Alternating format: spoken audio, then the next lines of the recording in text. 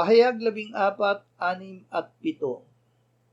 At nakita ko ang isa pang anghel na lumilipad sa gitna ng himpapawid, na may walang hanggang ebanghelyo na ipahahayag sa mga naninirahan sa lupa, sa bawat bansa, lipi, wika at bayan. Sinabi niya sa malakas na tinig, "Matakot kayo sa Diyos at magbigay luwalhati sa Kanya, sapagkat dumating na ang oras ng Kanyang paghuhukom, at sambahin ninyo ang gumawa ng langit, ng lupa, ng dagat at ng mga bukal ng tubig." Ang Ebanghelyo. Ito ang Ebanghelyo.